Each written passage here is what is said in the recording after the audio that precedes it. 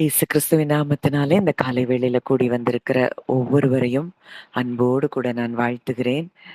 தேவனுடைய மகத்துவமான வல்லமை நம் ஒவ்வொருவருடைய வாழ்க்கையிலும் அனுதினமும் செயல்பட்டு கொண்டிருக்கிறதை நம்முடைய வாழ்க்கையில பல பகுதிகளிலே நாம் ருசித்து கொண்டிருக்கிறோம். கர்த்தர் நல்லவர் என்பதை ஒவ்வொரு நாளும் நாம் ருசி பார்க்கிறோம். இந்த நாளில் கூட விக்கிரகங்களை குறித்து நம்ம தியானித்து கொண்டிருக்கிறோம். எது விக்கிரக ஆராதனை என்பதை குறித்தெல்லாம் தியானித்து கொண்டிருக்கிறோம். அதை தியானிப்பதற்கு முன்பதாக ஒரு 2 வசனங்கள் இன்றைக்கு ஆண்டவர் நம்மோடு கூட பிரத்யட்சமாய் இடைப்படுகிற ஒரு வசனங்கள் வாசிக்கலாம். சங்கீதம் 125ஆம் அதிகாரம் 1ஆம் 2ஆம் வசனங்கள். சங்கீதம் 125 1, 2. கர்த்தரை நம்புகிறவர்கள் என்றென்றைக்கும் அசையாமல் நிலைத்திருக்கும் சீயோன் பர்வதத்தை போல் இருப்பார்கள். பர்வதங்கள் எருசலேமை சுற்றிலும் இருக்குமா போல் கர்த்தர் இது முதல் என்றென்றைக்கும் தம்முடைய ஜனத்தை சுற்றிலும் இருக்கிறார். கர்த்தரை நம்புகிறவர்கள் என்றென்றைக்கும் அசையாமல் நிலைத்திருக்கும் சீயோன் பர்வதத்தை போல் இருப்பார்கள். பர்வதங்கள் எருசலேமை சுற்றிலும் இருக்குமா போல் கர்த்தர் இது முதல் என்றென்றைக்கும் தம்முடைய ஜனத்தை சுற்றிலும் இருக்கிறார். இப்போ இந்த இடத்துல என்ன சொல்லப்பட்டிருக்கு? எந்த சூழ்நிலை வந்தாலும், அதாவது கர்த்தரை நம்புகிறவர்களுக்கு 2 ஆசீர்வாதங்கள் இங்க அதாவது ஒரு அஷ்யூர்டா சொல்லப்பட்டிருக்கிற காரியம் என்னன்னா, நம்புகிறவர்கள் என்றென்றைக்கும் அசைக்கப்பட மாட்டாங்க. அவர்களை சுற்றிலும் கர்த்தரே இருந்து அவர்களை பாதுகாக்கிற ஒரு காரியத்தை இந்த வார்த்தை நமக்கு கற்றுக் கொடுக்கிறத நம்ம பார்க்கிறோம். அது கர்த்தரை நம்புகிறவர்களை எது அடையாளப்படுத்துறதுன்னு பார்க்கும்போது, சீயோன் பர்வதத்தை அதுக்கு எக்ஸாம்பிளா சொல்றாங்க. அப்போ சீயோன் பர்வதம் என்பதே ஒரு ஸ்டெபிலிட்டி, அதுக்கு ஒரு அடையாளமா இருக்கு. புயல் வரலாம், காலங்கள் மாறலாம், ராஜ்யங்கள் எழும்பலாம், வீழ்ச்சி அடையலாம், ஆனால் மலை அப்படியே தான் நிற்கும். அந்த மலைய எதுவும் அசைக்க முடியாது. அதுபோல நம்முடைய நம்பிக்கை தேவன் மேல வேரூன்றி இருக்கும் பொழுது, நாம் அவருக்குள் வேர்கொள்ளும் பொழுது, நம்முடைய உறுதிப்பாடு சூழ்நிலைகளை சார்ந்து இருக்காது. அது நம்முடைய உணர்ச்சிகளை விட அது மேலானதா இருக்கும். நம்முடைய ஃபீலிங்ஸை விட அது மேலானதா இருக்கும். தேவனை நம்புகிறவர்கள் அவர்கள் சூழ்நிலையை பார்க்க மாட்டார்கள், அவங்க ஃபீலிங்ஸ பார்க்க மாட்டாங்க, எமோஷன்ஸ பார்க்க மாட்டாங்க. அவங்க உறுதியா இருதயத்துல நம்புவாங்க, என்னை சுற்றியுள்ளவை எல்லாம் அசைக்கப்பட்டாலும் எனக்குள் நான் அசையாமல் இருப்பேன். ஏனென்றால் நான் நம்புகிறவர், நான் விசுவாசித்திருக்கிறவர் இன்னார் என்று அறிந்திருக்கிறேன். அப்போ ஏசாயால பார்க்கிறோம், உம்மை உறுதியாய் பற்றி கொண்ட மனதை உடையவன், உம்மையே நம்பி இருக்கிறபடியினால் நீர் அவனை பூரண சமாதானத்துடன் காத்து கொள்வீர். இப்படிப்பட்டவங்க அசையாமல் நிலைத்திருக்கிறது மாத்திரமல்லாமல் அவங்க இருதயம் எப்போ எப்படி இருக்கும்? சமாதானத்துல இருக்கும். ஏன்னா அவரை பார்க்கிறார்கள், அவரை நம்புகிறார்கள். சூழ்நிலைகள் அவர்களுக்கு பெரிதாய் தெரியல. என் தேவன் எல்லாவற்றையும் செய்ய வல்லவர் என்பதை தேவனை பெரிதாய் பார்க்கிறவர்கள் அசையாமல் நிலைத்திருக்கும் சீயோன் பர்வதத்தை போல் அவர்கள் இருக்கிறார்கள். இப்போ அடுத்த வசனத்துல அதோடைய டோட்டல் சினாரியோவே மாறுது. நம்ம மலையா இருப்பது மாத்திரமல்ல, நாம் மலைகளால் சூழப்பட்டு இருக்கிறோம். பர்வதங்கள் எருசலேமை சுற்றிலும் இருக்குமா போல் கர்த்தர் இது முதல் என்றென்றைக்கும் தம்முடைய ஜனத்தை சுற்றிலும் இருக்கிறார். இன்னைக்கு நம்ம பார்க்க முடியல, ஆனா நம்ம பார்க்க முடியாத பாதுகாப்பு இரவும் பகலும் நம்மை சுற்றி இருக்கிறதை நாம் அறிந்து கொள்ள வேண்டும். எதிரி தாண்டவே முடியாத ஒரு எல்லைகளை தேவன் நம்மை சுற்றிலும் வைத்திருக்கிறார். அவர் எப்பவாவது உதவி செய்கிற தேவன் அல்ல, எப்பவுமே நம்மோடு கூட இருந்து நம்மை பாதுகாக்கிற நல்ல தகப்பனாய் இருக்கிறார். நம்ம தனித்து எங்கேயுமே எந்த சூழ்நிலையிலும் ஒண்ணு புரியணும், நம்ம தனிமையில் இல்லை. நாம் பாதுகாப்பாக அவரால் தாங்கப்படுகிறோம். யோபுல பார்க்கிறோம். அவனை சுற்றிலும் அவர் வேலியடைத்திருந்தார். கர்த்தருடைய தூதன் அவருக்கு பயந்தவர்களை சூழ பாளையம் இறங்கி அவர்களை விடுவிக்கிறார். ஆனா இன்னைக்கு எதை நம்பிக்கொண்டிருக்கிறோம்? எதை விசுவாசிக்கிறோம்? இவங்க இப்படி செய்றாங்க, அவங்க அப்படி செய்றாங்க. இது எனக்கு வந்துருமா? இவங்க என்னைய பார்த்து பொறாமைப்படுறாங்க. இப்படி பண்றாங்க, அப்படி பண்றாங்க. இல்ல. நீங்க யாருக்குள்ள இருக்கிறீங்க? உங்களுக்குள்ள யார் இருக்கிறா? அப்படிங்கிறத நீங்க உணர்வீங்கன்னா, இந்த பயம் என்பது நமக்கு இருக்காது. எங்க போனாலும், வந்தாலும், எந்த இடத்துல இருந்தாலும், எந்த சூழ்நிலையில் இருந்தாலும், அவர் என்னை சுற்றிலும் இருக்கிறார். அவர் என்மேல் இருக்கிறார். அவருக்குள் நான் இருக்கிறேன். அப்படிங்கிறத நம்ம உணர, உணர, உணர நம்முடைய வாழ்க்கையில தைரியம் உண்டாகும். பயம் என்பது அறவே நம்முடைய வாழ்க்கையில அற்றுப்போகும். இன்னைய போராட்டங்கள்லயும் சரி, நாளைக்கு வரப்போற நிச்சயமற்ற நிலைமைகளிலும் இந்த பாதுகாப்பு நமக்கு என்றென்றைக்கும் இருக்கிறதை நம்ம உணரணும். நம்ம அத உணராத நேரத்துல கூட தேவன் நம்மை சூழ்ந்திருக்கிறார் அப்படிங்கிறது மாறாத நிஜமா இருக்கிறது. அவருடைய பாதுகாப்பு நம்ம உணர்வுகளை பொறுத்து அவருக்கு அது மாறுபடுவது அல்ல. இந்த உள்ளிருந்து அதாவது இந்த வசனங்கள்ல 2 காரியம். முதல்ல உள்ள இருந்து சியோன் பர்வதத்தைப் போல ஒரு அசைக்க முடியாத ஒரு நம்பிக்கை. இது நம்மை நிலைப்படுத்துகிறது. வெளியில நமக்கு நடக்கிற காரியம், தேவன் நம்மை வெளியிலிருந்து சூழ்ந்து கொள்ளுகிறார். அப்போ நம்முடைய வாழ்க்கை உள்ளேயும் பாதுகாக்கப்படுது, வெளியேயும் பாதுகாக்கப்படுகிறது. நான் சூழ்நிலையின் கைகளில் இல்லை. நான் தேவனில் வேரூன்றி இருக்கிறேன். நான் ஆபத்துல நிக்கல. நான் பாதுகாப்பால் சூழப்பட்டிருக்கிறேன். ஏன்னா, அவர் மேல நம்பிக்கையா இருக்கும்போது, அவர நம்புற இருதயத்தை நமக்கு கொடுத்து, அவர் என்றென்றைக்கும் நம்மை அந்த இருதயத்தை நிலைப்படுத்தி, உறுதிப்படுத்தி பாதுகாக்கிறார். உள்ள உறுதி, வெளிய பாதுகாப்பு. இதுதான் கர்த்தரை நம்புகிறவனுக்கு கிடைக்கும் பாக்கியம். இத சொல்லிட்டே இருக்கும்போது எனக்கு ஒரு சம்பவம் ஞாபகத்துக்கு வருது. பவுல் அங்க கப்பல் யாத்திரையில மிகுதியான ஒரு ஒரு புயல் அடிக்குது, காற்றடிக்குது. எல்லாரும் அவ்வளோதான் மடிந்து போவோம் என்கிற நம்பிக்கை அப்படி ஒரு எண்ணங்கள் அவங்களுக்கு வந்துருச்சு. அந்த நேரத்துல கர்த்தருடைய தூதன் பவுலுக்கு தோன்றி சொல்லுகிற வார்த்தை, "நீ ராயனுக்கு முன்பாக நிற்க வேண்டும். இதோ உன்னுடனே கூட யாத்திரை பண்ணுகிற யாவரையும் தேவன் உனக்கு தயவு பண்ணினார்."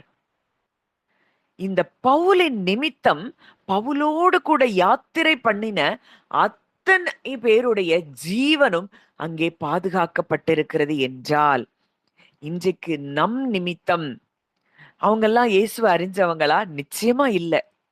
யாருக்கும் அவர குறிச்சு அதுல இருந்த பல பேருக்கு அவர தெரியாது.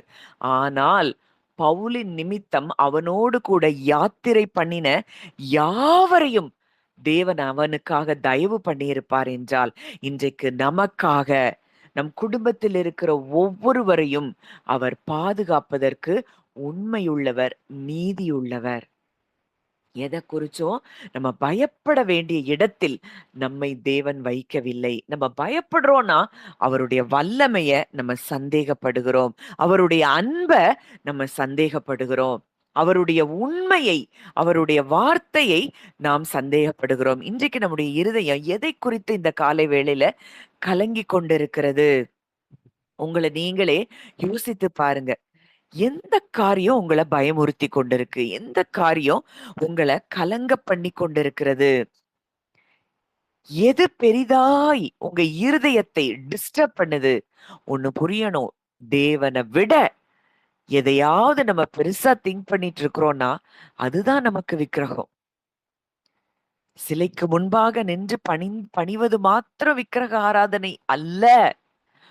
தேவனை முழு இருதயத்தோடும் முழு ஆத்துமாவோடும் அவரை பெரிதாய் பார்க்காதபடிக்கு சூழ்நிலைகளை பெரிதாய் பார்த்து அதை யோசிச்சு அதை திங்க் பண்ணி அதனால நீங்க டிப்ரெஷன், ஆங்ஸைட்டி, ஃபியர் எல்லாம் ஏற்படுமா? அதுவே நமக்கு மிகப்பெரிய விக்கிரகமா இருக்கிறது.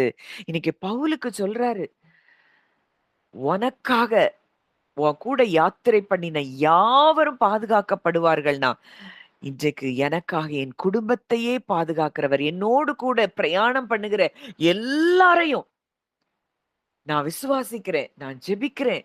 இன்னைக்கு என் கூட இணைக்கப்பட்டிருக்கிறவருடைய ஒவ்வொருவருடைய குடும்பமும் அது பாதுகாப்பில் இருக்க வேண்டும் என்பதை நான் அனுதினமும் நான் அதை விசுவாசித்து நான் அதை ஜெபிக்கிறேன். நான் அதை விசுவாசிக்கிறேன். இன்றைக்கு பவுலுக்கு சொன்ன வார்த்தையை தேவன் எனக்கும் கொடுக்கிறார். நம்முடைய எல்லாருடைய குடும்பங்களும் பாதுகாக்கப்பட்டிருக்கிறது நிச்சயம். அது அவருடைய அன்பு, அது அவருடைய வல்லமை. நம்ம சங்கீதத்துல பார்க்கிறோம், 139ஆம் சங்கீதத்துல, தேவனே என்னை ஆராய்ந்து என் இருதயத்தை அறிந்து கொள்ளும், வேதனை உண்டாக்கும் வழி என்னிடத்தில் உண்டோ என்று பார்த்து நித்திய வழியிலே என்னை நடத்தும். இப்போ இன்னைக்கு நம்ம எதை நம்ம பார்க்கல, நமக்கே தெரியாம சில விக்கிரக ஆராதனை நம்ம பண்ணிட்டு இருக்கிறோம். நமக்கு தெரியல, நம்ம ஆண்டவரை தான் நேசிக்கிறோம்னு நினைக்கிறோம், அவரை தான் பின்பற்றோம்னு நினைக்கிறோம். ஆனா நமக்கே தெரியாம சில விக்கிரகங்கள் எதை நம்ம அறியலையோ அதை நம்மளால அகற்ற முடியாது. அப்போ ஃபர்ஸ்ட் நம்ம இருதயத்தை சோதித்து பார்க்கணும். ரொம்ப ஃபியர்ல, டிப்ரெஷன்ல, ஆங்ஸைட்டில இருக்கும்போது நம்ம எங்க போறோம், நம்ம யார், என்னுடைய அடையாளம் என்ன, என் மதிப்பு என்ன, எதை இழக்கிறதுக்கு நான் ரொம்ப பயப்படுறேன். இப்போ மனுஷருடைய வார்த்தை, மனுஷருடைய புகழ்ச்சி, இல்ல மனுஷருடைய வார்த்தை நம்மள டிஸ்டர்ப் பண்ணுது, இல்ல மனுஷர் உங்களை ஏற்றுக்கொள்ளல, இல்ல மனுஷருடைய அன்பு உங்களுக்கு பிரதானமா இருக்கு, ஆனா அவங்க செய்கிற காரியங்கள், அவங்க உங்களை செய்ய சொல்லுகிற காரியங்கள் உங்களுக்கு பிரியம் இல்லாம இருக்கு, ஆனா நீங்க அவங்கள்ட்ட நோ சொல்ல முடியாம இருக்குது அப்படின்னா, ஐயோ அவங்கள நம்ம இழந்து போயிருவோமோ அப்படின்னு நினைச்சு நீங்க செயல்பட்டீங்கன்னா, அந்த பயம், அந்த சார்பு, அதுதான் நமக்கு மறைமுகமான விக்கிரகமா இருக்கிறது. நமக்கு தெரியவே தெரியாது. ஓ இதுவா, இதெல்லாம் விக்கிரகமான்னு நினைக்கிறோம். ஆனா தேவனை விட எதன் மேலலாம் நம்ம அதிகமாய் சார்ந்து இருக்கிறோமோ அது எல்லாம் விக்கிரகம். நம்ம ஈஸியா புறஜாதி மக்கள் அவங்க புறஜாதிகள்னு சொல்றோம். இல்ல, எல்லாருமே தேவனுக்கு பிள்ளைகள் தான். அவங்க கண்கள் திறக்கப்படல, அவ்வளவுதான். இன்றைக்கு நாமே இப்படிப்பட்ட தேவனை அங்க கர்த்தரை நம்புகிறவர்கள் என்றென்றைக்கும் அசையாமல் நிலைத்திருக்கும் சியோன் பர்வதத்தை போல் இருக்கிறார்கள்னா, இன்றைக்கு அந்த உறுதி நமக்கு இருக்குதா? பவுல் சொல்றார், யாரை நான் பிரியப்படுத்த பார்க்கிறேன், மனுஷரையா தேவனையா? மனுஷரை பிரியப்படுத்தணும், மனுஷர் என்னைய எதுவும் தப்பா நினைக்க கூடாது, மனுஷங்க அப்படி நினைச்சிருவாங்க, மனுஷங்கன்னு மனுஷங்களை அவங்களுடைய அன்பு, அவர்களுடைய சார்பு, அதுதான் நமக்கு பெரிதான பலமாய் நம்ம பார்த்தோம்னா அதுவே விக்கிரக ஆராதனை. இன்னைக்கு உங்க இருதயத்துல எதற்கு மேல அதிகமான நம்பிக்கை வச்சிருக்கிறீங்க? எதை அதிகமாய் சார்ந்து வாழ்ந்து கொண்டிருக்கிறீர்கள்? அதை அப்படியே அகற்றுங்க. மனுஷனை குறித்த பயமோ, மனுஷன் மேல வச்சிருக்கிற ஒரு ஃபிளஷ்ல இருக்கிற அன்பு, தேவன் என்ன சொல்றாரு அததான் நான் செய்வேன்னு சொல்லி உறுதியாய் நாம் அந்த நிலைப்பாட்டில் நிற்கும் பொழுது நமக்காக எல்லாவற்றையும் தேவன் செய்து முடிப்பார். விக்கிரகத்தை உடைக்கிறது அப்படிங்கிறது மனதளவுல எடுக்கிற ஒரு தீர்மானம். எசேக்கியேல் 14:6 பார்க்கிறோம், மனம் திரும்புங்கள், உங்கள் விக்கிரகங்களை விட்டு திரும்புங்கள். அப்போ இன்னைக்கு மனதளவுல நம்ம சொல்ல வேண்டிய காரியம், ஆண்டவரே இந்த பணமோ, மனிதர்களுடைய அங்கீகாரமோ, இல்ல இந்த இந்த ஸ்டேட்டஸ், இந்த அழகு, இந்த வேற எதுக்கெல்லாம் நீங்க முக்கியத்துவம் கொடுத்திருக்கீங்க, அது எதுவும் இனி என்னை ஆள விட மாட்டேன் அப்படின்னு அதற்குண்டான பலனை அவர்கிட்ட கேட்டு நம்ம சரணடையும் பொழுது நம்ம இருதயத்துல எது மேன்மையாக நம்முடைய இருதயம் பார்க்கிறது என்பதை நம்ம நோட்டீஸ் பண்ணாதான் அதை நம்ம அகற்ற முடியும். இன்னைக்கு இத சொல்லும் பொழுதுதான், ஒரு வெளிச்சம் வரும்போதுதான், இந்த வெளிச்சம் இருக்கிற இடத்துல தான் அங்க என்ன தூசி இருக்கு, என்ன துரும்பு இருக்குன்னு கண்டுபிடிக்க முடியும். இன்னைக்கு இந்த வெளிச்சம் உங்களுக்கு நேரா அடிக்குதுன்னா, இன்னைக்கு உங்க இருதயத்த நீங்க சோதித்து பாருங்க. எது உங்களை பிரதானமா உங்களை எந்த காரியம் உங்களுக்கு பிரதானமாய் தோன்றுகிறது? தேவனை விட இது எப்படி நடக்கும்? இது என்ன ஆகும்? இப்படியெல்லாம் பயந்தீங்கன்னா, உங்க கூட தேவன் இருக்கிறாருங்கிறதையே நீங்க நம்பல. அந்த சூழ்நிலை உங்களுக்கு விக்கிரகமா இருக்கு. மனிதர்களுடைய அங்கீகாரம் உங்களுக்கு விக்கிரகமா இருக்கு. இதெல்லாம் இன்னைக்கு எக்ஸ்போஸ் பண்ணப்படுற உங்களுக்குள்ள நீங்க உங்க இருதயத்துல நான் பேசும்போதே நீங்க இன்றைக்கு கேளுங்க. எதை அதிகமாய் சார்ந்திருக்கிறீர்கள்? யாரை அதிகமாய் சார்ந்திருக்கிறீர்கள்? ஐயோ! இவங்க இல்லன்னா, என் வாழ்க்கையில இல்லன்னா அவ்வளவுதான்.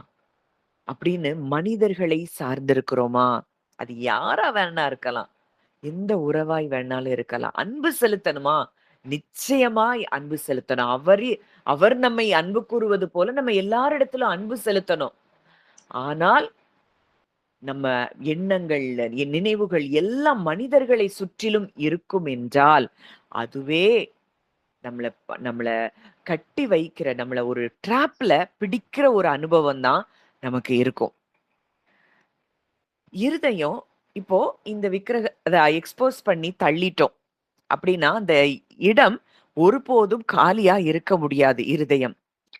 அந்த விக்கிரகத்த அகற்றின அதே இடத்துல நம்மை தேவனை பெரிதாய் பார்க்கும்படிக்கு அவரை நம் இருதயத்தில் அமர்த்த வேண்டும். நம்முடைய ஹார்ட்ல அவரை உட்கார வைக்கணும். அவரை பெருசா பார்க்கணும். வசனம் சொல்லுது, உங்கள் பொக்கிஷம் எங்கே இருக்கிறதோ அங்கே உங்கள் இருதயமும் இருக்கும். உங்க சூழ்நிலை பெருசா தெரியுது, மனிதர்கள் பெரிதாய் தெரியுறாங்க, மனுஷர்களுடைய வார்த்தை பெருசா தெரியுதுன்னா உங்க இருதயம் அங்கதான் இருக்குது. அப்போ இதெல்லாம் அடையிறத விட்டு தேவனை நம்ம நம்ப ஆரம்பிக்க வேண்டும். மனிதனுடைய அங்கீகாரத்தை டோட்டலா தள்ளிட்டு இன்னைக்கு கிறிஸ்துவுக்குள்ள நம்ம என்ன அடையாளத்தை நாம் பெற்றிருக்கிறோம், கிறிஸ்துவுக்குள்ளான நம்முடைய அடையாளத்தை நாம் கண்டுபிடிக்க வேண்டும். அவைகளை கண்டுபிடிக்கிறவர்களுக்கு அவைகள் உடலுக்கெல்லாம் ஜீவனும் ஆரோக்கியமும். எதை கண்டுபிடிக்கணும் இப்போ? கிறிஸ்துவுக்குள் நாம் யார்? அவருக்கு பிள்ளைகள். அவருக்கு பிள்ளைகள். தேவனால் நாம் பிறந்திருக்கிறோம். அப்பனா நான் தேவ ரகமானவன், நான் விசேஷித்தவள் அப்படிங்கிறத நம்ம எப்போ புரிந்து கொள்றோமோ, நம்ம அடையாளத்தை, மனுஷனுடைய அங்கீகாரத்தை புறக்கணித்து தள்ளணும். அப்ப அது மிகப்பெரிய விக்கிரகத்தை புறக்கணித்து தள்ளுவதற்கு அடையாளம். ஐயோ, அவங்க என்னைய நல்லதா நினைக்கணும், அதனால நான் அவங்களுக்கு இதை செய்றேன். என்னைய பெருசா நினைக்கணும், அதனால அவங்களுக்கு இதை செய்றேன். இத கொடுத்தா அவங்க என்னைய நல்லா நினைப்பாங்க, இத செஞ்சா நல்லா நினைப்பாங்க. அன்புல செய்யறது வேற. ஆனால் அங்கீகாரத்தை பெறுவதற்காக நம்ம எதையாவது செஞ்சுட்டே இருக்கிறோம்னா அதுவே ஒரு விக்கிரக ஆராதனை. யாரையும் பிரியப்படுத்துறதுக்காக செய்வது அல்ல. அவருக்கு பிரியம் உண்டாக, அவருக்கு பாத்திரராய் நாம் நடந்து கொள்ள வேண்டும். அவர் யார காட்டுறாரு, அவர் எதை செய்ய சொல்றாரு, அதை செய்யுங்க. நீங்களாய் எதையாவது ஒண்ணு செய்யணும், அவங்களுக்கு செஞ்சா அவங்க என்ன நல்லதா நினைப்பாங்க, இவங்களுக்கு செஞ்சா என்னைய நல்லதா நினைப்பாங்க, இல்ல. ஆவியானவருடைய வழி நடத்துதலின்படி நீங்க செய்யுங்க. உங்க இருதயத்துல இருந்து நீங்க கேட்டு பாருங்க. தேவன் சொல்லி சில காரியங்களை செய்றீங்களா? இல்ல மனுஷனுடைய அங்கீகாரத்துக்காக இத செஞ்சா இவங்க என் மேல அன்பா இருப்பாங்க.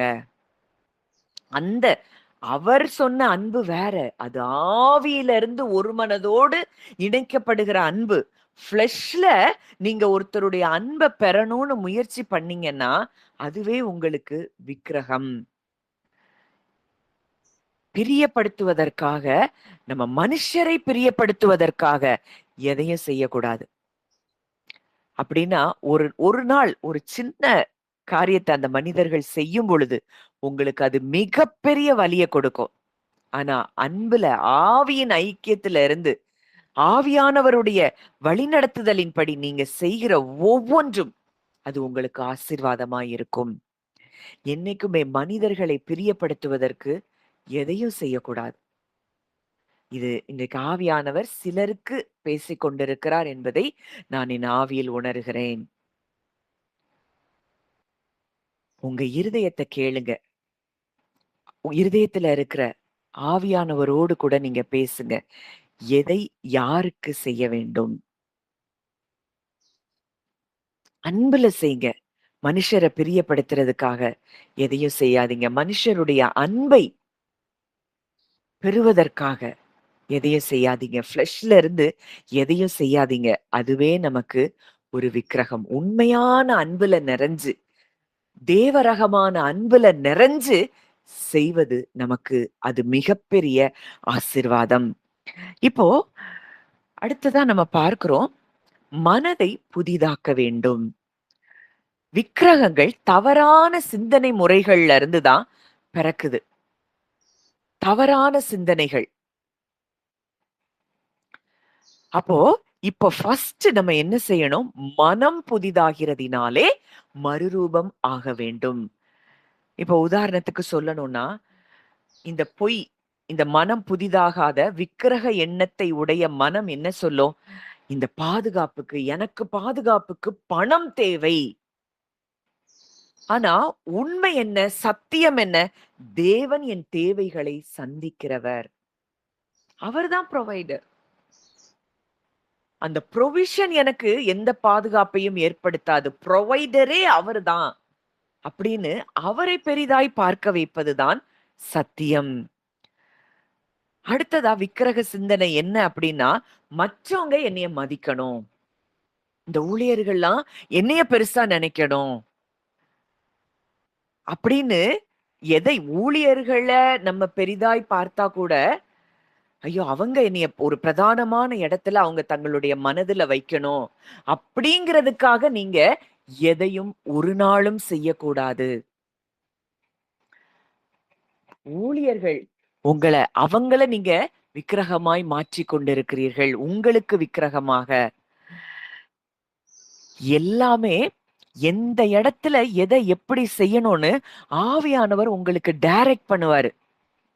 அதுபடி நீங்க நடக்கணும். இத செஞ்சுட்டா அவங்க பிரியமா இருப்பாங்க. ஐயோ! அவ்வளோ பெரிய ஊழியக்காரரு கூட எனக்கு தொடர்பு இருக்கு. அப்படின்னு எல்லாருக்கும் நான் புரிய வைப்பேன். இல்ல. நீங்க தேவனை விட எதெல்லாம் பெரிதாய் பார்க்கிறீர்களோ, அவரே எனக்கு தெரியும், இவரே எனக்கு தெரியும். இவ்ளோ பெரிய ஊழியக்காரர். எல்லாமே நமக்கு விக்கிரகமாய் மாறிவிடக் கூடாது. அதுக்காகவே ஓடிக்கிட்டு இருப்போம். அதுக்காகவே எதையாவது செய்வோம். இன்னைக்கு இந்த மனநிலைமையில இருந்து நாம் விடுபட வேண்டிய இடத்தில் இருக்கிறோம். எதை செய்தாலும் அதை ஆவியானவருடைய ஆலோசனையோடு நீங்க செய்யும் பொழுது, தேவனை பிரதானமாய் பார்த்து, மனுஷரை அல்ல, தேவன பிரதானமா பார்த்து செய்யும் பொழுது, அது நமக்கு ஆசீர்வாதம். அடுத்ததா ஒரு விக்கிரக சிந்தனை என்னன்னா, எல்லாமே நாம தான் கட்டுப்படுத்தணும். நாம தான் இத செய்யணும். நாம தான் அத செய்யணும். அப்படின்னு எண்ணம். ஆனா, அவர் எல்லாவற்றையும் ஆளுகை செய்கிறவர் அப்படிங்கிறத நாம் நம்புகிறது இல்லை. அவர்ட்ட குடுத்துட்டு நம்ம சமாதானமா இருப்போங்கிற இடத்துல இல்லன்னா, நாம் மனதளவில் ஏதோ ஒரு விக்கிரகத்தை வணங்கிக் கொண்டிருக்கிறோம். இதெல்லாம் பயமுறுத்துறதுக்கு சொல்லல. ஆனா இன்னைக்கு இதெல்லாம் எக்ஸ்போஸ் பண்ணணும். இன்னைக்கு ஏன் நமக்கு வாழ்க்கையில பல பகுதிகள்ல விடுதலை இல்லன்னா, இதெல்லாம் பிரதானமா பார்த்து கொண்டு உட்கார்ந்திருக்கிறோம். அதனாலதான் இயேசு அந்த பழைய கட்டளைகள்ல அவர் சொல்ற காரியம், என்னை அன்றி உனக்கு வேறே தேவர்கள் உண்டாயிருக்க வேண்டாம். ஏன் சொல்றாரு? அவரை தவிர எதையும் பிரதானமா பார்க்க கூடாது. அவர் படைத்த சிருஷ்டியில இருந்து எதையும் நம்ம பிரதானமா நம்ம மனதுல பெரிதாய் பார்த்தோம் என்றால் அதுவே விக்கிரகம்தான்.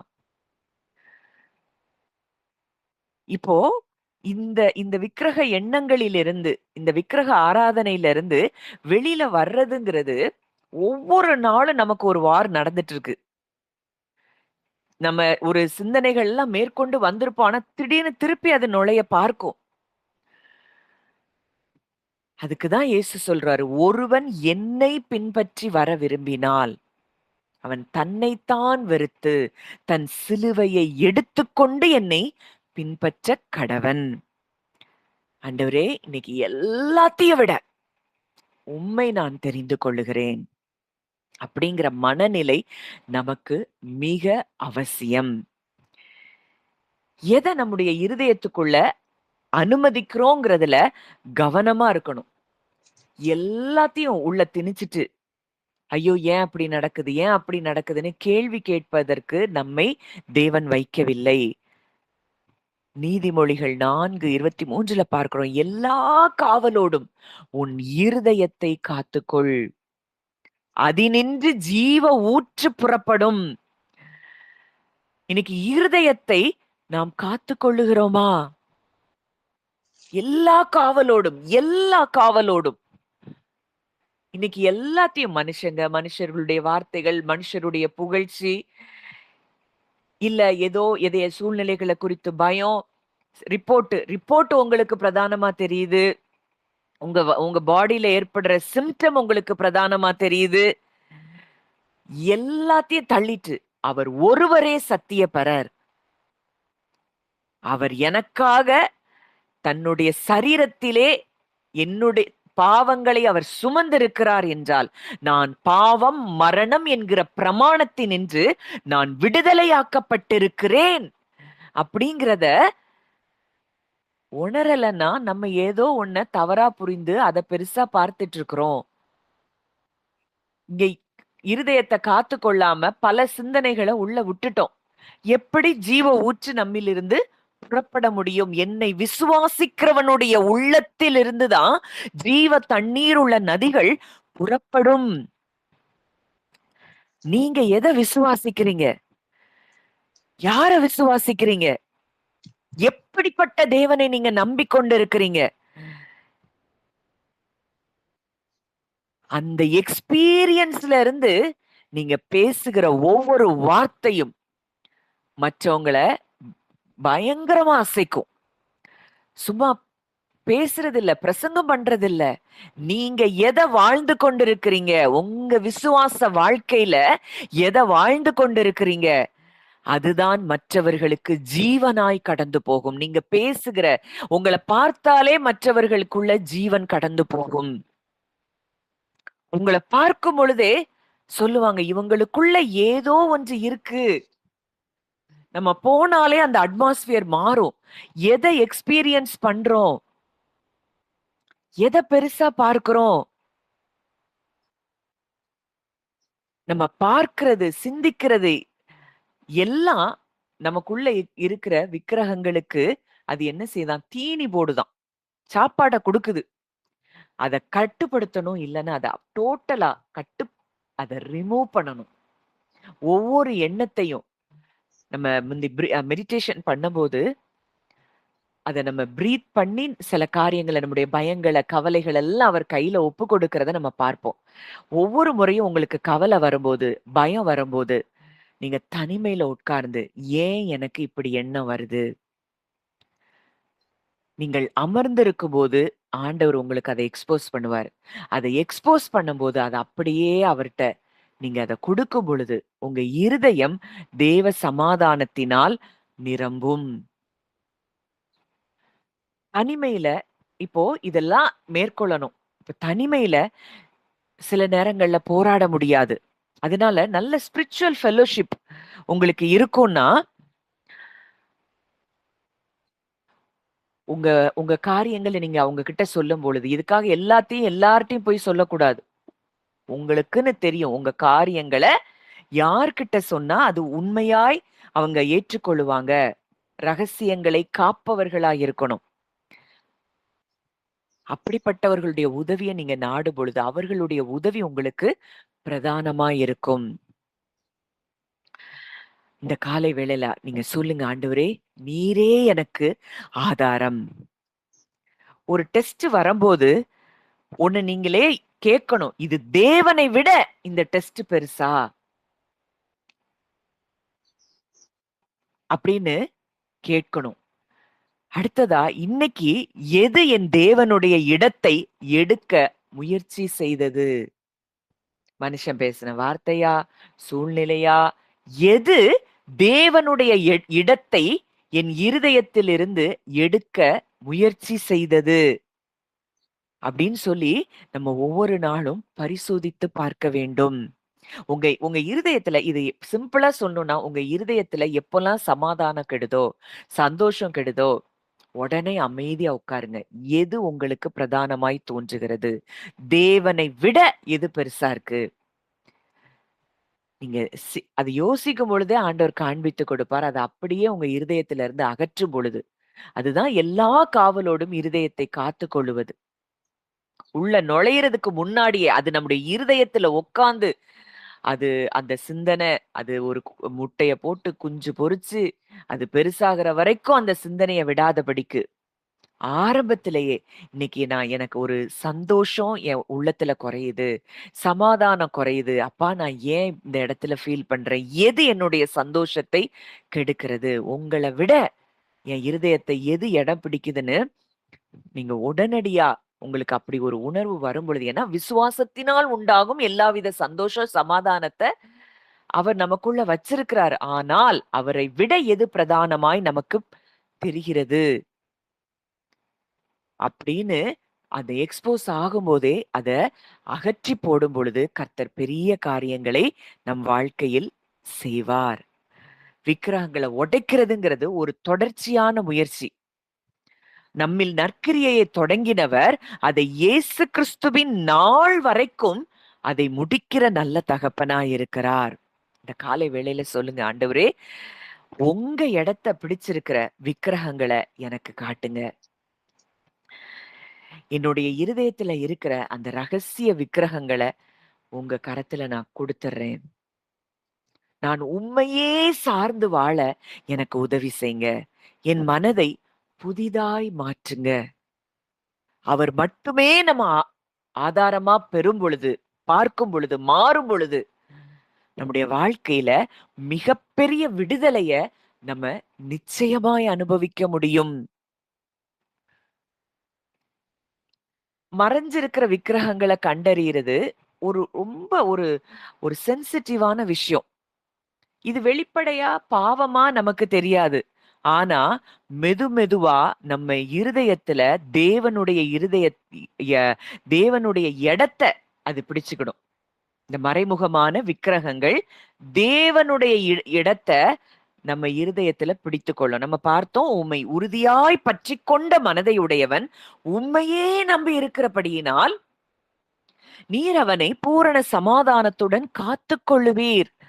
ஆனால் இந்த சமாதானம் இல்ல அப்படின்னா அங்க ஏதோ ஒரு விக்கிரகம் உள்ள உட்கார்ந்துகிட்டு இருக்கு. நீங்க ஐடென்டிஃபை பண்ணணும். அவரையே நம்புகிறவர்கள் சியோன் பர்வதத்தை போல இருப்பாங்களாம். அவரையே நம்புகிறவர்களை அவரே பூரண சமாதானத்துடன் காத்துக்கொள்ளுகிறாராம். இன்னைக்கு வெளிப்படையா இது தெரியாது. ஆனா நம்ம என்ன நினைக்கிறோம்? ஐயோ கவலை, இதெல்லாம் மனிதர்களுக்கு ஏற்படுவது தானே. யோசித்து பாருங்க, பவுலுக்கும் சீலாவுக்கும் அவங்க கவலைப்பட்டுட்டு இருந்தாங்களா சிறைச்சாலையில இருக்கும் போது? இல்ல பேதுருவ கட்டி போட்டிருக்கும் போது பயம் இருந்ததா? கவலை இருந்ததா? ஏன்னா அவர்கள் முற்றிலும் அவரை சார்ந்து வாழ ஆரம்பித்திருந்தார்கள். அவங்க இருதயத்துல விக்கிரகங்களுக்கு அவர்கள் இடம் கொடுக்கவில்லை.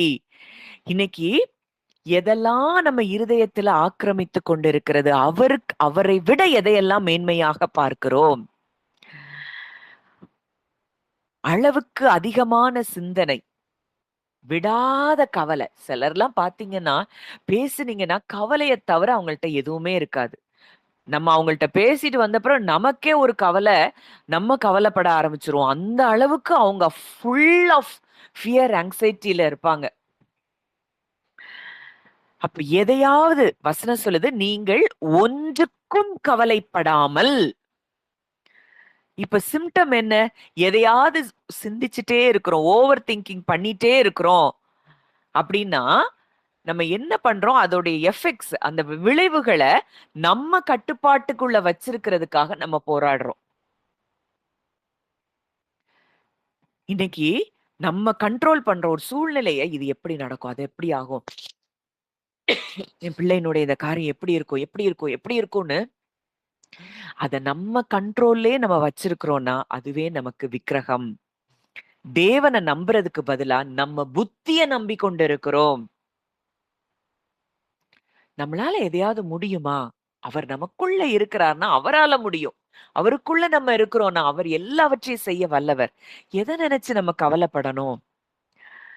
நம்ம புத்திய நம்ம நம்புறோம் அப்படின்னாலே, அதுவே ஒரு விக்கிரக ஆராதனை இதெல்லாம் வெளிய தெரியாது. இதுல இப்போ முன்னாடி ஒரு சிலைக்கு முன்னாடி போய் நின்னு வணங்குறது அல்ல. நம்ம புத்திய நம்ம நம்புனோம். ஆதாம் அதுல தானே வீழ்ச்சி அடைஞ்சான். அவன பார்க்க ஆரம்பித்தான். அவன் நிர்வாணியா பார்க்க ஆரம்பிச்சான். தேவன் தன்னை தண்டிச்சிருவாரோன்னு பார்க்க ஆரம்பிச்சான். பயம், வெட்கம் எல்லாம் அங்க வந்தது.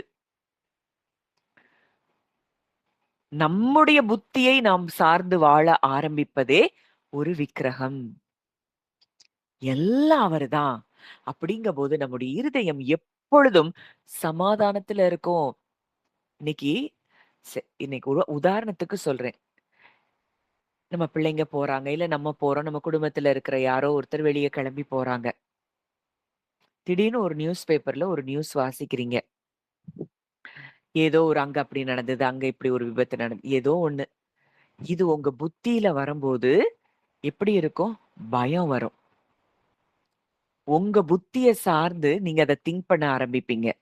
ஆனால் தேவனை சார்ந்திருப்பவர்களாய் இருப்பீர்கள் என்றால், இஸ்ரவேலை காக்கிறவர் உறங்குவதும் இல்லை, தூங்குகிறதும் இல்லைனா, என்னையும் என் குடும்பத்தையும் அவர் வேலி அடைத்து பாதுகாக்கிறார். எனக்காக என் குடும்பத்தில் இருக்கிற ஒவ்வொருவரையும், அவர்கள் செல்லுகிற வாகனங்களையும் அவருடைய பாதுகாப்பில் அவர் வைத்திருக்கிறார் என்பதை நீங்க நம்பும் பொழுது, அவரை சார்ந்திருக்கும் பொழுது, அந்த எண்ணங்கள் அவரை சார்ந்திருக்கும் பொழுது, நீங்க விடுதலையா வாழ்வீங்க.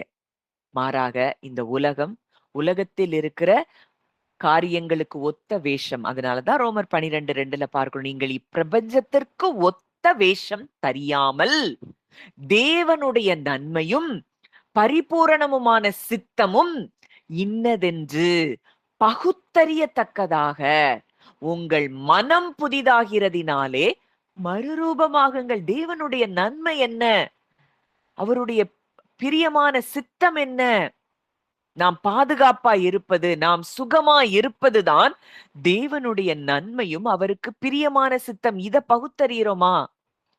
ஆனா அந்த எண்ணங்களுக்கு ஏற்ப நம்முடைய எண்ணங்களை மாற்றாதபடி, உலகம் கொடுக்கிற சிந்தனை, இதையே நம்ம தியானித்துக் கொண்டிருக்கிறோம் அப்படின்னா, விக்கிரகத்தை உள்ளே பெற்றிருக்கிறோம். இருதயத்துல ஒரு விக்கிரக ஆராதனை. இப்போ மனிதர்களுடைய அங்கீகாரம், மற்றவங்க நம்மள பத்தி என்ன நினைக்கிறாங்க? இது எல்லாருக்கும் ஒரு மிகப்பெரிய விக்கிரகம். அதுதான் நம்முடைய வாழ்க்கைய தீர்மானம் பண்ற இடத்துல நம்ம வச்சிருப்போம். கலாத்தியர்ல பார்க்கணும், நான் இப்பொழுது மனுஷரையா தேவனையா யாரை பிரியப்படுத்த பார்க்கிறேன்? அப்போ அப்படி இருக்கிறவங்க எப்படி இருப்பாங்கன்னா, மற்றவங்க அவங்கள புகழ்ந்துகிட்டே இருக்கணும். அப்ப நிம்மதியா உணருவாங்க. அவங்க எதையாவது நம்மள புறக்கணிச்சிருவாங்களோ அப்படின்னு பயந்து சரியான முடிவுகளை எடுக்காதபடி அவர்களுக்கு சார்ந்து சில முடிவுகளை எடுப்பாங்க. வாழ்க்கையில எல்லாம் கோணலா இருக்கும். இன்னைக்கு நீங்க யாருக்கு பயப்படுறீங்க? யார் வார்த்தைக்கு கீழ்ப்படுகிறீங்க? அவர் சொன்ன வார்த்தையை நம்ம நம்புகிறோமா, ஏற்றுக்கொள்ளுகிறோமா, விசுவாசிக்கிறோமா? சத்துருக்களை சிநேகியுங்கள், சபிக்கிறவர்களை ஆசீர்வதியுங்கள், உங்களை நிந்திக்கிறவர்களுக்காக, துன்பப்படுத்துகிறவர்களுக்காக ஜெபம் பண்ணுங்கள்னா அதை செய்யறோமா? அவரை நம்புறோம்னா, உண்மையா நம்புறோம்னா இந்த காரியத்தை நம்ம செய்வோம். சத்துருக்களையும் சிநேகிக்கிற அன்பை நமக்குள்ளே அவர் ஊற்றி இருக்கிறார். ஆனா இதெல்லாம் இல்லாம என்ன வாழ்க்கை, என்ன கிறிஸ்தவ வாழ்க்கை? தெரியாம செஞ்சுட்டாங்க, அவ்வளவுதான். நான் ஆசிர்வதிக்கிறேன்ப்பா. நம்ம நேத்து ஒரு வசனம் தியானித்தோம். யாதொரு கசப்பான வேர் முளைத்து எழும்பி கலக்கம் உண்டாகாதபடிக்கு, தேவனுடைய கிருபையை இழந்து போகாதபடிக்கு. இன்னைக்கு தேவனுடைய கிருபையை எப்படி இழந்து போறோம்? அங்க கிருபை ஃப்ளோ ஆயிட்டே இருக்கு. அதை தடுக்கிறது யார்? நமக்குள்ளே முளைத்து எழும்புகிற இந்த கசப்பான வேர். அவங்க எப்படி எனக்கு அப்படி செஞ்சாங்க? அவங்கள நான் எப்படி மன்னிக்க முடியும்? எப்படி நேசிக்க முடியும்? இங்க விக்கிரகம் இருக்கே, நமக்கே தெரியல. அது மிகப்பெரிய ஒரு விக்கிரகம்.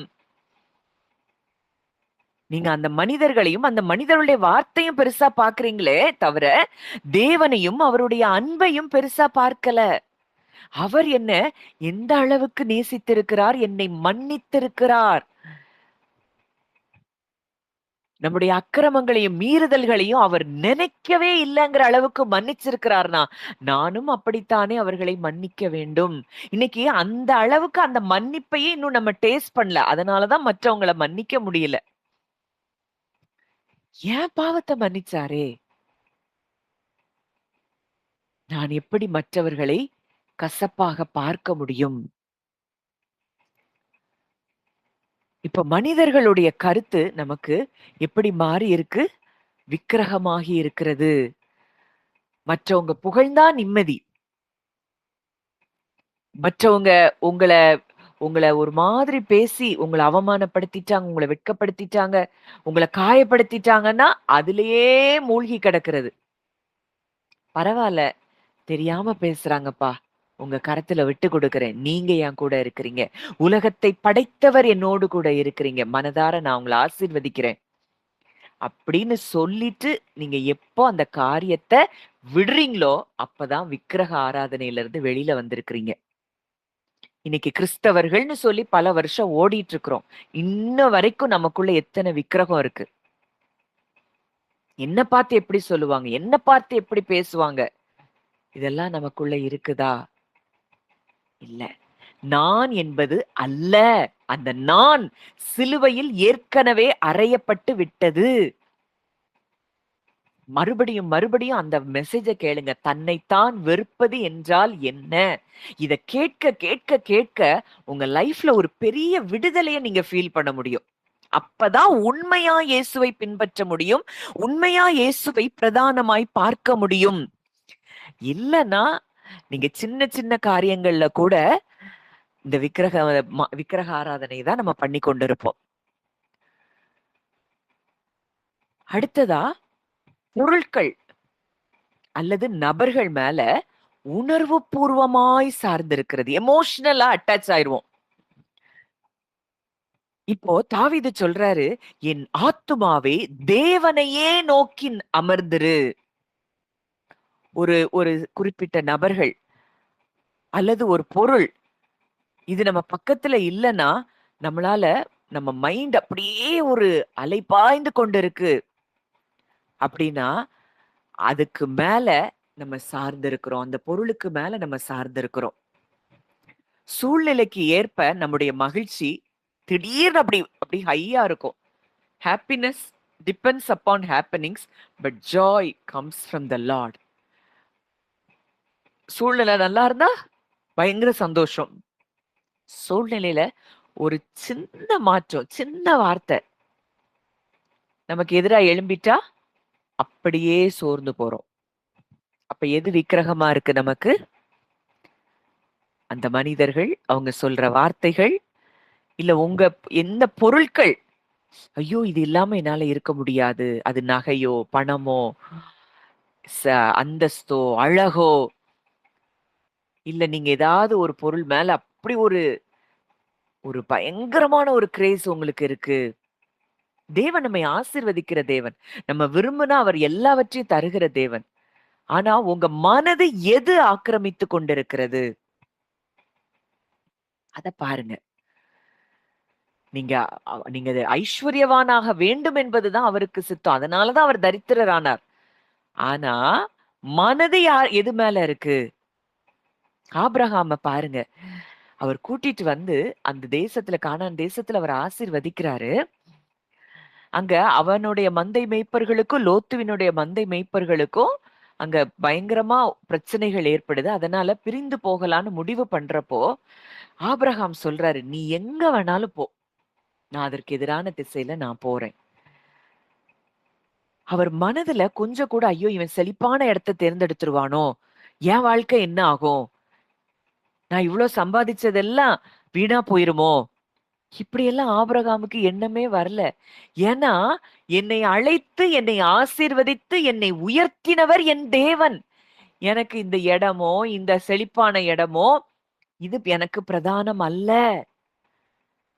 இந்த இருதயத்தை நம்ம பெற்றுக்கிறோமா? இன்னைக்கு எதையாவது நமக்கு கொடுக்கணும்னா வலிக்குதா மனசு? தேவன் கொடுக்க சொல்றாரு, இல்ல தேவன் இந்த காரியத்தை இந்த மனிதனுக்கு செய்யின்னு சொல்றாரு. ஆனா நம்மளால செய்ய முடியலையா? அவர் சொன்னதை நம்மளால செய்ய முடியல அப்படின்னா அதை நம்ம பிரதானமா பார்க்கிறோம்.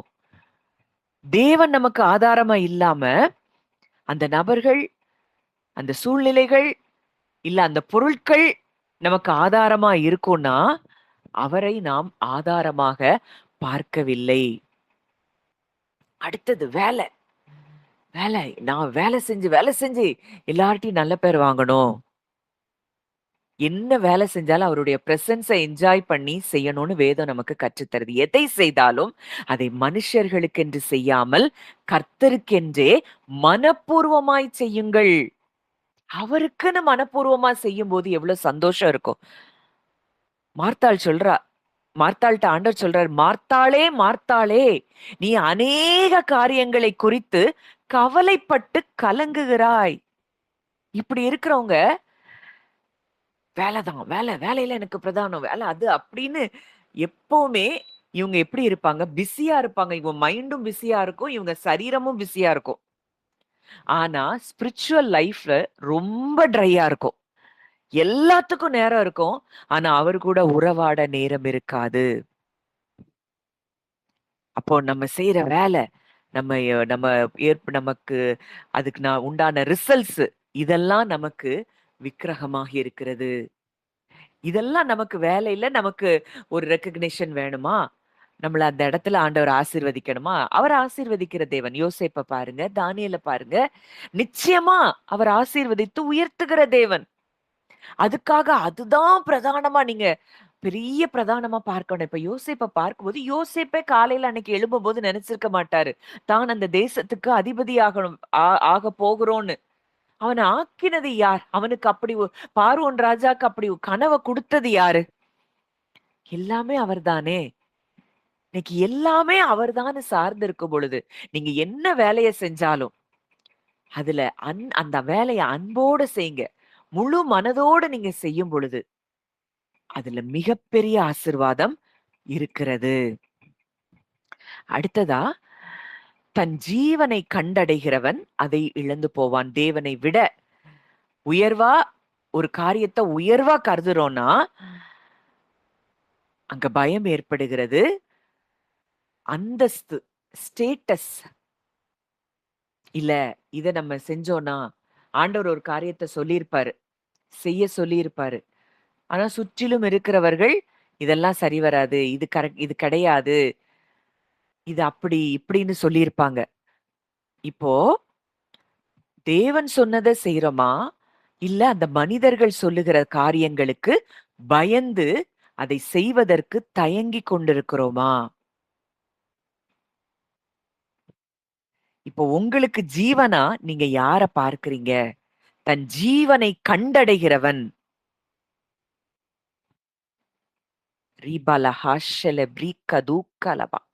அவர்தான் எனக்கு ஜீவன். பவுல் சொல்றாரு, கிறிஸ்து எனக்கு ஜீவன். இனி நான் அல்ல, கிறிஸ்துவே என்னில் பிழைத்திருக்கிறார். எந்த மனிதனும் இல்ல, எந்த மனுஷருக்கும் நான் பயப்பட போறதில்ல. எந்த மனுஷருடைய வார்த்தையும் என்னை கலங்கப்படுத்த முடியாது. என்னைய நாளைக்கு என்ன வேணாலும் செய்யட்டும். நான் அவரை சார்ந்திருக்கிறேன். அவர் எனக்கு ஆதாரமாய் இருக்கிறார்.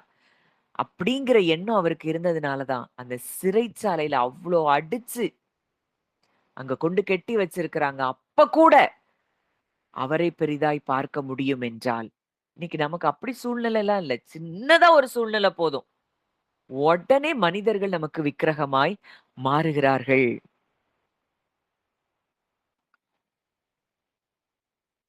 நீதியின் மேல் பசிதாகம் உள்ளவர்கள் பாக்கியவான்கள். இன்னைக்கு அவர் மேல, அந்த தேவ நீதி மேல நம்ம பசிதாகமா இருக்கிறோமா? தாகமுள்ளவன் மேல் தண்ணீரை ஊற்றுவேன். வறண்ட நிலத்தின் மேல் ஆறுகளை ஓடப் பண்ணுவேன். வேதத்தை தியானிக்க, அவரோடு கூட உறவாட ஆசையே இல்ல. ஆவிக்குரிய காரியங்கள் எல்லாம் உங்களுக்கு ஒரு சலிப்பை ஏற்படுத்துது. அப்படின்னா ஒண்ணு புரியணும். உங்க இருதயத்த உலக காரியம் உங்க இருதயத்த அப்படியே அடைச்சு வச்சிருக்கு. மறைஞ்சிருக்கிற விக்கிரகங்கள் ஒரு நாளும் தேவன என்ன செய்யாது? பெரிதாய் பார்க்க விடாது. தேவன் இருக்கட்டும். இதையும் சேர்த்துக்கோ. இதையும் நம்பு. அப்படின்னு தான் அந்த மறைஞ்சிருக்கிற விக்கிரகங்கள் சொல்லும். அப்போ அதாவது இப்ப நான் சொல்ற காரியம், இப்ப உள்ள நம்ம சில காரியங்கள விக்கிரகங்களா பார்க்கிறோம். இப்ப ரிப்போர்ட் இருக்கு. ஒரு ரிப்போர்ட் வருது. ஒரு ஹெல்த் ரிப்போர்ட். ஏதோ ஒரு உங்களுக்கு ஒரு ஒரு காரியம் உங்களுக்கு சொல்லிட்டாரு டாக்டர். அந்த ரிப்போர்ட் சொல்லிருச்சு. இப்ப தேவனையும் நம்பு, இதையும் நம்பு. அப்படின்னா, அந்த உள்ள இருக்கிற அந்த ரிப்போர்ட்ட பிரதானமாய் பார்க்கக்கூடிய விக்கிரக எண்ணம் சொல்லும். ஆனால், கர்த்தரை நம்புகிறவர்கள் என்ன வேணாலும் ரிப்போர்ட் சொல்லட்டும். எது வேணாலும் சொல்லட்டும். அவர் எனக்காக என் பலவீனங்களை, வியாதிகளை அவர் சிலுவையில் பெற்றிருக்கிறார், சுமந்திருக்கிறார்னா, என் சரீரத்துல எப்படி இருக்க முடியுங்கிறத நீங்க தேவனை பிரதானமாய் பார்த்து, அத சொல்லும் பொழுது, ஒரு பெரிய விடுதலை நீங்க பார்ப்பீங்க. இல்ல உலகத்துல இருக்கோம். இதையும் நம்ம நம்பணும்ல. அதுக்காக நீங்க மருந்து மாத்திரைகள் சாப்பிட வேண்டாம்னு நான் சொல்லல. அந்த விசுவாசத்தின் அளவு அது அது அது எந்த அளவுக்கு வரும்போது தான் நம்ம அதெல்லாம் இது பண்ணணும். அது ஆவியானவரே உங்களுக்கு சொல்லுவாரு. ஆனா, உங்க நம்பிக்கை யார் மேல இருக்கு? எது மேல இருக்கு? அப்ப இன்னைக்கு உங்கள ஒரு ஒரு செல்ஃப் டெஸ்ட் ஒவ்வொருத்தரும் நீங்க செஞ்சு பாருங்க. எது என் சமாதானத்த அதிகமா குலைச்சு போடுது? கஷ்டம் வர்றப்போ, நான் முதல்ல யார்கிட்ட அல்லது எதுகிட்ட ஓடுறேன்? எதுகிட்ட ஓடுறேன்? யாருகிட்ட ஓடுறேன்? இது இல்லாம என்னால வாழவே முடியாதுன்னு எத நான் நினைக்கிறேன்? 3 காரியம். ஃபர்ஸ்ட் நம்முடைய சமாதானத்த எது கெடுக்குது? ஒரு கஷ்டம் வரும்போது யாருகிட்ட ஓடுறோம்? இல்ல இது இல்லாம என்னால வாழவே முடியாது அப்படின்னு எத நம்ம நினைக்கிறோம்? இதுக்கு உங்க இருதயத்த இந்த 3 கேள்விகள உங்க இருதயத்துல கேளுங்க. அதுக்கு பதில் கிடைக்கும். அது உங்களுக்குள்ளான இருக்கிற அந்த விக்கிரகங்கள எக்ஸ்போஸ் பண்ணி காட்டும். பிள்ளைகளே, நீங்கள் விக்கிரகங்களுக்கு விலகி உங்களை காத்துக் கொள்வீர்களாக அப்படின்னு 1 யோவான் 5ல நம்ம பார்க்கிறோம். தேவன தவிர எதெல்லாம் சார்ந்து இருக்கிறோமோ அது நம்மை கட்டுப்படுத்தும். தேவன் நம்மை கட்டுப்படுத்த விரும்பல. அவர் நம்மள விடுவிக்க விரும்புறாரு. இன்னைக்கு நம்ம ஜெபிக்கலாம். நம்ம இருதயத்துல இருக்கிற விக்கிரகம் எது? அது தகப்பனா இருந்தாலும் சரி, தாயா இருந்தாலும் சரி, கணவனோ, மனைவியோ, பிள்ளைகளோ, அவங்க வார்த்தைகள் தேவனுடைய வார்த்தைய விட அது பெருசா தோணுச்சு. அப்படின்னா, அங்க நம்ம மனதுல ஒரு விக்கிரகத்துக்கு இடம் கொடுத்திருக்கிறோம். இத எல்லாத்தையும் இன்னைக்கு ஆண்டவர் நமக்கு எக்ஸ்போஸ் பண்ணி காட்ட விரும்புகிறார். அத அப்படியே அவர்ட்ட ஒப்பு கொடுப்போம். ஒரு பெரிய விடுதலை, சமாதானத்த தேவன் இன்றைக்கு நம்ம ஒவ்வொருவருடைய உள்ளங்களிலும் அவர் கட்டளையிடுகிறார். நம்ம ஜெபிக்கலாம். நல்ல தகப்பனே, நன்றியோடு உம்மை துதிக்கிறோம், ஸ்தோத்தரிக்கிறோம் அப்பா. அப்பா, எங்க இருதயத்துல உங்க இடத்த திருடிக் கொண்ட எல்லாத்தையும் எங்களுக்கு நீங்க இந்த காலை வேளையில நீங்க காட்டுங்கப்பா. மனுஷருக்கு நாங்க முக்கியத்துவம் கொடுத்தோமா? மனுஷருடைய வார்த்தைய நெனச்சு நெனச்சு கவலைப்பட்டோமா? அத அப்படியே நீங்க ஒப்புக் கொடுங்க. நீங்க கவலைப்பட்டீங்கன்னா. இல்ல, அவர் சொல்றார், "மகளே, நான் உன் கூட இருக்கிறேன்." அந்த விக்கிரகங்கள அப்படியே நீங்க அப்பா கிட்ட சரண்டர் பண்ணுங்க. மனுஷனுடைய வார்த்தை, சூழ்நிலை, இல்ல உங்களுக்கு ஏற்படுகிற சிம்ப்டம் எது உங்களுக்கு பிரதானமாய் தோன்றுகிறது? உம்மையே முழுமையாக சார்ந்து கொள்ள எங்களுக்கு கிருபை தாங்க. நீங்க தான் எங்களுக்கு ஆதாரம், எங்களுக்கு சமாதானம், எங்களுக்கு அடையாளம். அப்படியே அந்த சமாதானத்தை பெறுகிறத நீங்க பாருங்க. எல்லாத்தையும் அவர்கிட்ட நீங்க ஹேண்ட் ஓவர் பண்ணிருங்க. உங்க இருதயத்தை இன்னைக்கு எதெல்லாம் ஆட்சி செய்து கொண்டிருந்தது, அது எல்லாத்தையும் அப்பா கிட்ட குடுங்க. எது நம்முடைய சமாதானத்தை ஆளுகை செய்கிறது? அது தேவனோடு கூட போட்டி போட்டுக் கொண்டிருக்கிறது. தேவனோடு கூட போட்டி போடுறது எதுன்னா, நம்முடைய சமாதானத்தை ஆளுகை செய்கிற காரியம். அது உங்க எண்ணங்கள்ல. எதுக்கு எதுக்கு நீங்க பிரதானமா இடம் குடுக்குறீங்களோ, அது தேவனோடு கூட தேவனுடைய இடத்த நீங்க இருதயத்துல பெற்றுக்கொள்ளாதபடி, தேவனுக்கு கொடுக்க வேண்டிய அந்த முழு இருதயத்தோடும், முழு ஆத்துமாவோடும், முழு பலத்தோடும் அவரை நம்ப முடியாதபடி, எதெல்லாம் உங்கள ஆளுகை செய்து கொண்டிருக்கு, அத அப்படியே அவருடைய கரங்கள்ல நீங்க கொடுங்க. அந்த எண்ணங்கள் எல்லாம் அவர் கரத்துல கொடுக்கிறத நீங்க விஷுவலைஸ் பண்ணி பாருங்க. அப்பா, இந்த மனிதருடைய வார்த்தை, இந்த மனிதனுடைய பேச்சு, இந்த கசப்பான வேர், இந்த கசப்பு எனக்குள்ள விக்கிரகம்ப்பா. அது எல்லாத்தையும் உங்கள்ட்ட இன்னைக்கு நான் கொடுக்கிறேன். நான் மனதார எல்லாரையும் மன்னிக்கிறேன். நேசிக்கிறேன்ப்பா. நீங்க என்னைய நேசித்தீங்களே! என்னுடைய எல்லா காரியங்களையும் எனக்கு மன்னிச்சீங்களே! நானும் உங்கள மன்னித்து ஆசீர்வதிக்கிறேன். I bless them. யாரெல்லாம் ஆண்டவர் இப்ப உங்க கண்ணுக்கு முன்னாடி நிறுத்துறாரோ, அவங்கள எல்லாத்தையும் அவங்க அவங்க தல மேல நீங்க கை வச்சு மனதார அவங்கள பிளெஸ் பண்ணுங்க. ஒரு ஒரு பயங்கரமான ஒரு டிரான்ஸ்ஃபர்மேஷன் உங்க குடும்பங்கள்ல நடக்கிறத நீங்க பார்ப்பீங்க. இதுவரைக்கும் சாத்தியமில்லாத காரியங்கள் உங்க வாழ்க்கையில சாத்தியமாகும். இன்னைக்கு எந்த நபர்கள் எல்லாம் நீங்க மன்னிக்க முடியலையோ, அவங்க எல்லாரையும் இப்போ நீங்க கொண்டு வாங்க. உங்க கண்களுக்கு முன்னாடி நிறுத்துங்க. அவங்க தலையில கை வச்சு, "அப்பா, நீங்க என்னைய மன்னிச்சீங்கப்பா. என்னைய ஏற்றுக்கொண்டு இருக்கிறீங்க. என்னைய ரத் என்னைய பாவங்கள் அற என்னைய கழுவி சுத்திகரிச்சிருக்கிறீங்க. நானும் இவங்கள மன்னிக்கிறேன். நான் இவங்கள நேசிக்கிறேன்." அப்படின்னு அவங்க தலை மேல கை வச்சு, நீங்க பிளெஸ் பண்றத பாருங்க. நீங்க அது பண்ணாத வரைக்கும், அவருடைய கிருபைய நம்ம பெற்றுக்கொள்ள முடியாது. அந்த கசப்பு தான், அந்த கிருபையை பெறுவதற்கு தடையாக இருக்கிறது. இன்னைக்கு உலகத்துல இருக்கிறவங்க 1008 கவுன்சிலிங் குடுக்கலாம். உங்க அம்மா, அப்பாவே கவுன்சிலிங் குடுக்கலாம். இல்ல கூட இருக்கிற ஃபிரெண்ட்ஸ் உங்களுக்கு கவுன்சிலிங் குடுக்கலாம். இது இப்படிதான், இத இப்படி செய்யணும். இல்ல. அவர் வார்த்தை என்ன சொல்லுது, அத தான் நான் செய்வேன். அப்படிங்கபோது தான் நீங்க விக்கிரகத்த விட்டு வெளிய வந்திருக்கிறீங்க. அப்படியே ஒவ்வொருத்தரையும் அவங்க தலை மேல கை வச்சு நீங்க பிளெஸ் பண்றத, அப்படியே இருதயத்துல இருந்து பிளெஸ் பண்ணுங்க. இத செஞ்சா இது நடக்கும்னு இல்ல. அப்பாவினுடைய அன்பு உங்க இருதயத்துல ஊற்றப்பட்டிருக்கு.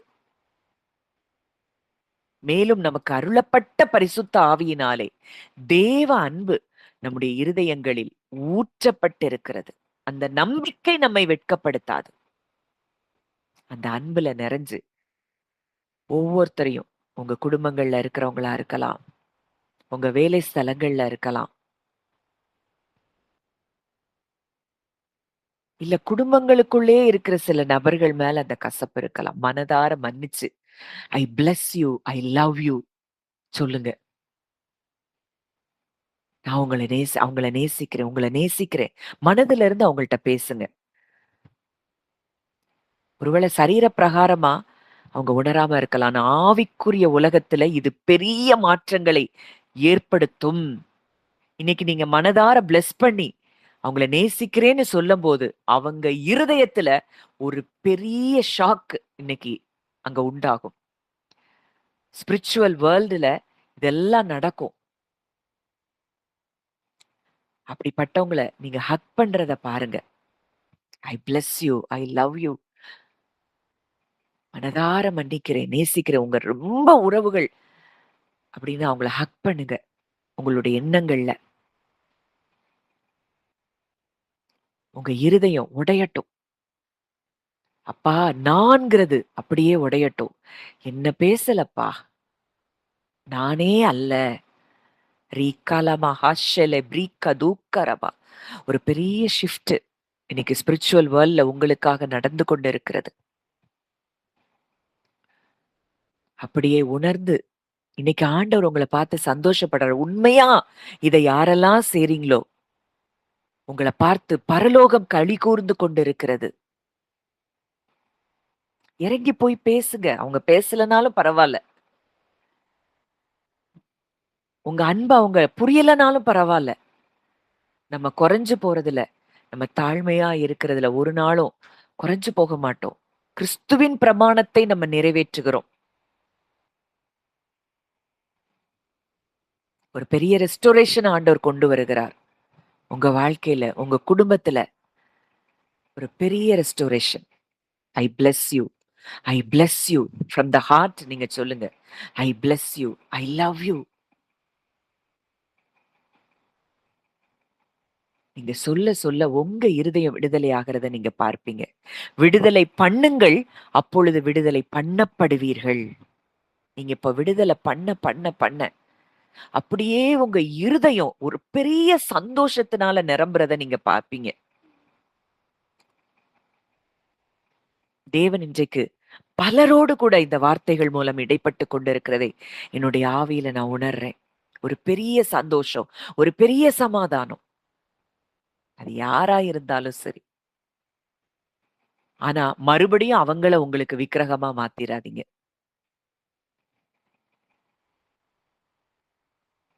மனதுல இருந்து அவங்கள விடுவிச்சு, அவங்கள பிளெஸ் பண்ணி, தேவனுக்கு கொடுக்க வேண்டிய இடத்த தேவனுக்கு கொடுங்க. ரீகாலமா ஷெகெபெலி ஹதூக்கரபா. நல்ல தகப்பனே, நன்றியோடு உம்மை துதிக்கிறோம், ஸ்தோத்தரிக்கிறோம் அப்பா. இந்த வேளையிலும் அப்பா எங்களுக்குள்ள என்னென்ன விக்கிரகங்கள் எல்லாம் இருந்ததுங்கிறத இன்னைக்கு நாங்கள் தியானிக்க எங்களுக்கு உதவி செய்தீங்கப்பா. இன்னும் நாங்க ஆழமாய் இதற்குள்ள போய் அப்பா சுத்த ஜலத்தால் கழுவப்பட்ட சரீரம் உள்ளவர்களாய் உம்மிடத்திற்கு விசுவாசத்தின் பூரண நிச்சயத்தோடு நாங்கள் வர கசப்பான வேர் எங்களுக்குள்ளே முளைத்து எழும்பி கலக்கம் உண்டாக்காதபடிக்கு, தேவனுடைய கிருபையை நாங்கள் இழந்து போகாதபடிக்கு, உம்மையே சார்ந்திருக்க எங்களுக்கு நீங்க உதவி செய்யுங்கப்பா. ஆவியானவரே, உம்முடைய கரத்திலே எங்களை ஒப்புக் கொடுக்கிறோம். எங்களுடைய எண்ணங்களை ஒப்புக் கொடுக்கிறோம். உங்களுடைய இருதயத்தை ஒப்புக் கொடுக்கிறோம். வழி நடத்தும் ஆசீர்வதியும் இயேசுவின் மூலம் கேட்கிறோம் ஜீவனுள்ள நல்ல பிதாவே. ஆமேன். ஆமேன்.